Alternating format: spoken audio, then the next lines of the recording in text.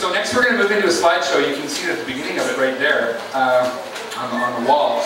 And of course this is the Summer Dreams Awards Ceremony Night of Honor, honoring a whole bunch of people, but especially honoring Susan Musgrave, who's here in the front row, and she's going to read some poetry for us. But before we do that, I don't have a lot to say right now. I think I'll do a bio before Susan gets up here to read. But I think first, maybe the best introduction is just the slideshow.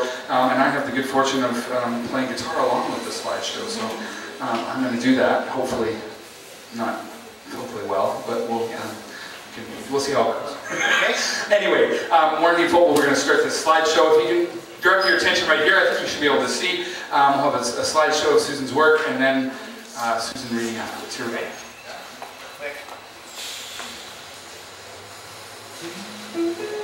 Look at the lights. We dim the lights.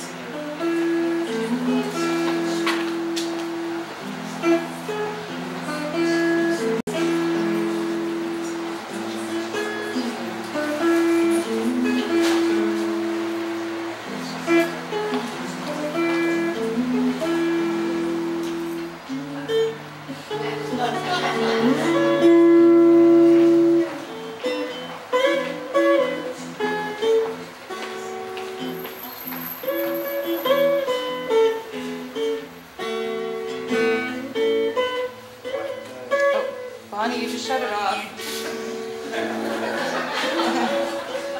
It's okay. All right, technical difficulties. How about that?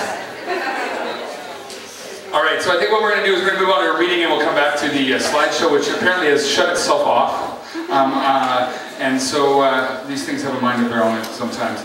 So what I'm going to do now is I'll introduce Susan Musgrave. As most of you probably know, she's been writing for a very, very long time and doing an amazing amount of work for a very long time. And I'll just read a couple of things, and then we'll get her up here to read. One of the things I would say as a writer and musician is if I accomplished a quarter of what she's done, I think I would probably be happy in my career. It's quite amazing. Published 25 books, poet, novelist, children's writer, essayist, columnist, and frequent guest on the CBC. Described as everything from a stand-up comedian to an eco-feminist. That's quite a broad range right there. Lives on Vancouver Island in Haida Gwaii. Has been nominated and received several awards in 6 different categories. That's pretty amazing. Most of us try and perfect one thing. To do 6 different things and get awards in all of them is unbelievable as far as I'm concerned. Her latest poetry collections are When the World Is Not Our Home, selected poems 1985 to 2000, and Obituary of Light, the Sangan River Meditations. You can visit her website, susanmusgrave.com. And now to read some poetry. Oh, I think they were back on, but we'll leave that for now. Now to read some poems for us. This is what we all really want to hear, the poems, right? The art, right? Forget the awards and all this stuff. Let's get to the real goods, the art. So here she is to read. Susan Musgrave, everyone.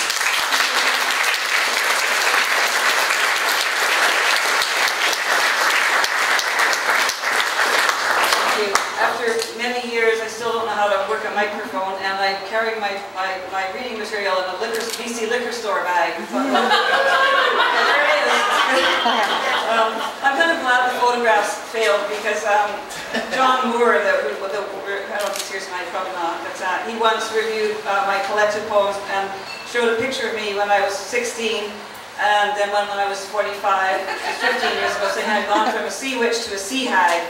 And here was the evidence. So of course I got lots of letters from other indignant people saying, this is 1995, you're not supposed to say things like that. But still, you know, one ages if one's lucky. A lot of my friends haven't. And I feel that I'm here kind of despite all odds in a mysterious world.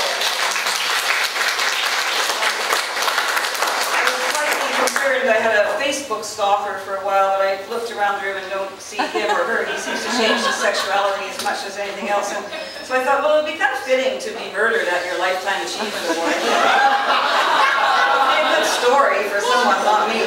But the only other time but I thought, you know, the province would come up with some kind of cheeky, annoying headline. Like I almost shot myself in the head with a vacuum cleaner once on Hawaii. I sucked up a 22 bullet, and there was this explosion, and I realized that what I'd done, and thought I could see the headline: "Life sucks. Poet shoots himself in the head with a vacuum cleaner." You know, I don't really want to, you know, have people laugh over my death. On the other hand, why not? You know, it's better than weeping and wailing and gnashing your teeth. So, if the stalker's here and decides to assassinate me, I have my bodyguards in the audience, like those air marshals, you know, planted with. So if you reach for your pistol, watch out. You'll probably hit me and I'll die, and I'll be okay anyway. A fitting end. Okay, so now I suggested to Bonnie tonight that I read other people's poems. Then she said, well, you have 10 minutes. And I thought, oh, well, I think I have less time than that, because it's really hot in here and there's so much to cover in the program. But I'm reading my own poems tomorrow at noon, but I wanted to read 3 very short poems tonight. I mean, I've been influenced by so much in my life, it's hard to know where to begin. But one of the poems I want to read is by Anonymous, that most prolific of authors. And in the fullness of time, we all become anonymous. But I became anonymous when I was about 25. I found some lines of a poem of mine on a bathroom wall in Victoria. The lines were, is there really this much desolation, or is it just that I have found it all? And Anon was written underneath. I thought, that's from my Songs of the Sea Witch. So there I was, already anonymous, so it doesn't get much better than that, actually. But this poem, it may be the most influential 4 lines in 26 words in the history of English poetry. And it's a poem, not to be morbid, but I would like inscribed on my gravestone, if there's any money in my bank account to buy such a luxury. Probably won't be. It's what you get after a lifetime of achievement. The poem is called Western Wind, and you probably all know this, but and I'd like to dedicate to my partner, Stephen, who's here tonight. I hope I don't cry. I cry when I think of my own, you know, burial. And this poem on my gravestone, I'm pretty romantic, you know. Probably everybody will read it and go, why did she put that on for it? Like, why couldn't she have rest in peace? But anyway, this is what I'd like. Western wind, when wilt thou blow? The small rain down can rain. Christ, that my love were in my arms, and I in my bed again.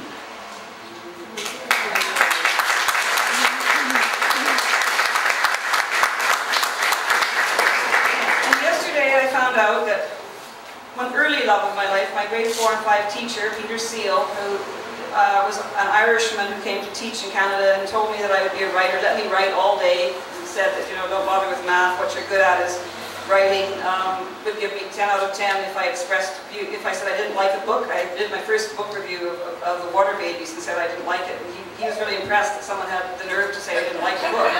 So there was no stopping me after that. But Peter was amazing, and I, you know, as a result, went to Ireland and have been connected with Ireland most of my life because of him. And his daughter-in-law wrote to me saying, you know, we're having a celebration of Peter's life. And I thought, oh, isn't that great to have something before someone dies? And then the last line was, I thought you might like to see his obituary. So this was quite not the way. The good thing about being a writer is I learned that, you know, if you prepare people for something. So I just lost it. I phoned my mother and I was crying for 2 hours on the phone.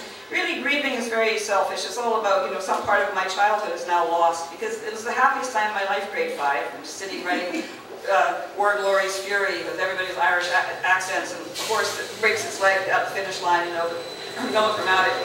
Anyway, so I wanted to dedicate a poem to Peter Seal, who went into hospital for some surgery and woke up paralyzed with kidney failure and didn't want to be on a machine, but died chastising the people in the operating room about the use of the verb to lie.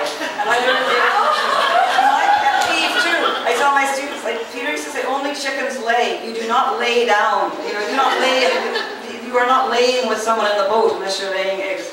So I love the fact that he's dying and he's still, I hope to be doing the same, saying it is not lay, it's lie. And I thought I'd read the Robinson Jeffers poem that I've always loved called Cremation. It nearly cancels my fear of death, my dearest said, when I think of cremation. To rot in the earth is a loathsome end, but to roar up in flame, besides, I am used to it. I have flamed with love or fury so often in my life. No wonder my body is tired, no wonder it is dying. We had great joy of my body, scatter the ashes.